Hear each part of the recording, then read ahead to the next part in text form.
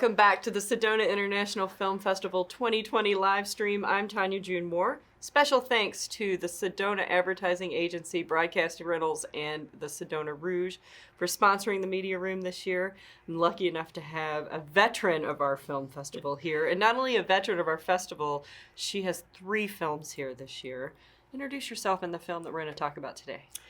I'm Vickie Rose Sampson, and I directed and edited and produced the short film Reflections, which is playing today at 4:15 at the Harkins. Mm-hmm. And I had the privilege of premiering another film, a short film in 2000 here at Sedona, which has always remained the pinnacle of my film festival experience. Like I judge every other film festival by this festival from 2000. No kidding. Has it gotten better in the last 20 years? Oh, it's wonderful. I mean, it was wonderful then. And I was so impressed. I thought every film festival is going to be like this, where they put up the filmmakers and they give you food. No. This was the only one in like 20 years. So I was really thrilled to come back and have it still be wonderful. And the community comes out and sees films and loves the shorts. And that's what impressed me the most 20 years ago. Is the people. Yeah, the people. We have a real cinephile community. Yeah. Yeah, and I was just so impressed with how full the theaters are with, film-loving people who's no interest except to be here and watch films and ask filmmakers questions. So in addition to Reflections, I'm in a feature documentary called Making Waves, The Art of Cinematic we had her yesterday. Sound. Great, right, with Babette Buster, and directed by Midge Costin, who is the K. Rose professor at USC. K. Rose was my mother. And she was the first woman to win an Oscar for sound editing on the river. And in 2002, right before she died, George Lucas and Steven Spielberg gave her an endowed chair at USC. So it's continuing her legacy of sound editing. And, I follow in her footsteps and try to teach what she taught me to students as well. Wonderful. Yeah. Oh my goodness, your legacy is amazing. It is. You really do have a legacy, and thank you. And thank your mother. Yeah. Thank you. Thank you, Kay. For Thank you, Mom. I wear this little bracelet. My daughter's a jewelry designer, and she made this little bracelet that says "Love Mom" with my mom's own signature on it, which she gave me when Click 3 Times premiered. She said, "My daughter, the filmmaker," and she said "Love Mom," and so my daughter took that and engraved it on a piece of silver. Wonderful. So, yeah. Great stories. Yeah. Well, I want to show people this trailer because this is an incredibly interesting film, and there's lots to talk about. Okay.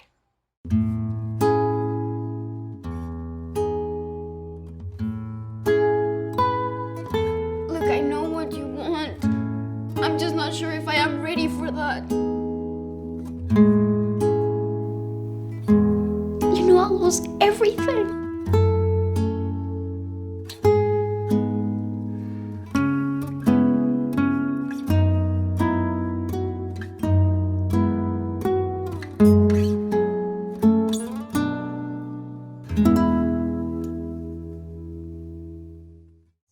This is one of those films all the way through to the end. I didn't figure it out. Yay. Right.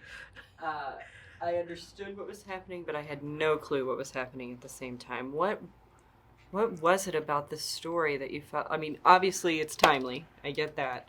But this particular story. Well, it's hard to talk about unless you've seen it or until you've seen it. Yeah. So it's like I don't want to give it away. But what touched me is I love stories of underdogs, of people that aren't represented well in society, of just twists, because life is full of twists and turns, and you never know what you're going to say when you leave the room, Right. This all basically takes place in a room, and what happens after she leaves. She's an impressive young actress. Where did you find her? Yes, she is. Jenny Trevino, her name is. We did a casting call in LA for lacasting.net, and we got a whole bunch of people coming in to, audition, and she just nailed the audition. And I talked to her afterwards, and I said, obviously you've prepared a lot for this audition. Like some of them, they had to read the script. She came off book, at the audition. And we went through the whole script because it's short, and she just got it, and it just touched us emotionally. And the original woman that I thought of ended up playing the mom's voice in the movie, which is cool. Her facial expressions say it all. Yeah. That, to me, was one of the most engaging parts of this film, was all those beautiful close-ups and the angst behind her eyes. Yeah, yeah. I say that this is timely, and I don't want to give anything away because I know you're screening. You haven't screened yet, right? We screened once on Sunday. How was the screening on Sunday? It was good. I mean, it was 10 a.m. on a Sunday morning, so it was pretty. Yeah, it was good for It was pretty good. Yeah. But I'm expecting a full house today. You'll have a full house today. Yeah. But I can only imagine what the feedback is at the end of this, and the transformation of her, the makeup of that. Was, I mean, did you hire a special makeup artist? Was this No, feedback? she was actually like, she hasn't done too much makeup, but yeah, she was I think she's a student from New York Film Academy. And of course, now that I say that, I'm like, ooh, I don't know if she is, but she's very good. And Yes. Yeah, we did a lot of preparation for that, which I can't talk about, of course. We don't want to ruin it Because for you. If you did see it on Sunday morning, you know what we're alluding to here. But yeah, so it was.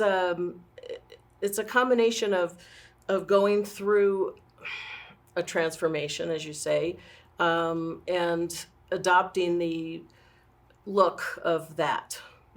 I guess that's what I should say. It's a good transformation, and a lot of times that's where it fails for me as a viewer, especially in this particular situation. We see it more often the opposite direction. Right. And that kept me in the story. I was really worried about being taken out of the story when the reveal happened, and I was in it. Oh, good. So I think that's the goal of it. And what I was going to ask you, what is your end game for this one? What do you want people to take away from this short film? Compassion, understanding, empathy. I mean, we purposely cast someone who looks and acts like Jenny because it's not what you assume. Yes. And looks on the outside don't always reveal what's on the inside. And people judge too soon. Of course, during the course of this 8-minute film, you're like, you know, what's going on here? Yes. What's going on here? And you're trying to figure it out. And it was very challenging as a filmmaker to, you know, shoot one woman in one room, you know, and have enough, not just coverage, but emotional reasons for edits. Yes. You know, you don't want to just edit to change an angle. You edit because you want a change of emotion or a pull that pulls and the you music in this really drives it. And I know you mentioned earlier when we were off camera about the music, the song in this. Yeah, so the music is by a wonderful composer friend of mine named David Gonzalez as the score. But I've been friends with Diane Warren, the 11-time nominated, Oscar-nominated songwriter, you know, to put a song to the film. And she's funny. She's like, no, just make the film, show me the film, then the song will come, you know. That's how she works. And we were so blessed to have a song. This is the first time that Diane Warren has given a song, one of her songs, to a short film. Wonderful. So it's a wonderful song called Cover Up. And you got to stay through the credits to listen to it, of course. But it's a great song befitting this theme. So And one more thing, we our plans are to either create a web series based on what happens when she leaves the room, or a feature. So we're open to either of those. Okay. So you want to keep track of reflections. It's going to be an incredible, I think, a surprise. And when other people get to see it, you'll understand what we're talking about. Enjoy the song because the song is lovely. And stay tuned because right after this, we're going to be live with another filmmaker. And the hashtags this year are Sedona Film Fest 2020 and hashtag Sedona Film Fest.